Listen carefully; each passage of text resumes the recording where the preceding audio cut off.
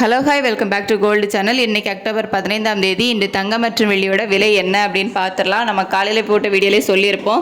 தங்கத்தோட விலையில் நேற்று நல்ல ஒரு ட்ராப் போயிட்டு அதுக்கப்புறம் மீண்டும் விலை அதிகரிச்சிருக்கு. ஸோ இன்றைக்கி அப் அண்ட் டவுன் மாறி மாறி இருந்துகிட்ருக்கு. பெருசாக மாற்றம் இருக்காது அப்படின்னு சொல்லிட்டு நம்ம சொன்ன மாதிரி பார்த்திங்க அப்படின்னா தங்கத்தோட விலையில் பெரிய மாற்றம் இல்லை. ஆனால் ஒரு அப் இருக்குது. அதாவது ஒரு கிராமுக்கு 35 ரூபாய் மீண்டும் விலை அதிகரித்து புதிய உச்சத்தில் தங்கம் விற்பனை ஆகிட்டு வருது.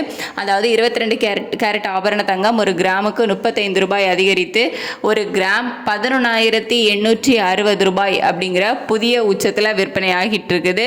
ஒரு சவரனுக்கு 280 ரூபாய் விலை அதிகரித்து ஒரு சவரன் ஆபரண தங்கம் 94,880 ரூபாய்க்கு விற்பனை ஆகிட்டு வருது.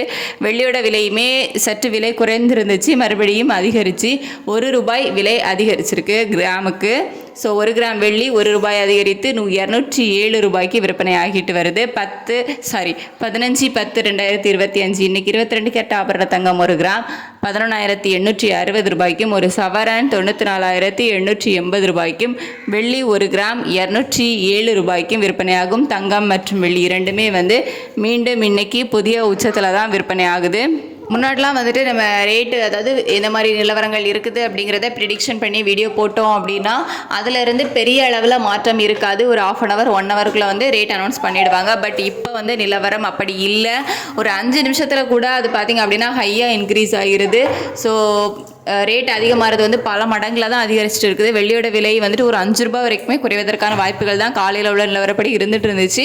ஸோ மறுபடியும் சட்டுன்னு பார்த்திங்க அப்படின்னா அது அப்படியே அதிகரித்து 1 ரூபாய் விலை அதிகரிக்கிற ஸ்டேஜில் நின்றுட்டு தங்கத்தோட விலை காலையிலேருந்தே அப் அண்ட் டவுன் மாறி மாறி தான் இருந்துட்டு இருந்துச்சு. ஸோ அது எப்போ ஹையில் போகும், எப்போ கீழே இறங்கும் அப்படிங்கிறதே சொல்ல முடியாது. ஸோ அந்த ரேஞ்சில் தான் இருந்துட்டு இருக்குது. ஸோ நெக்ஸ்ட் அப்டேட்டில் நிலவரம் எப்படி இருக்குன்னு பார்க்கலாம்.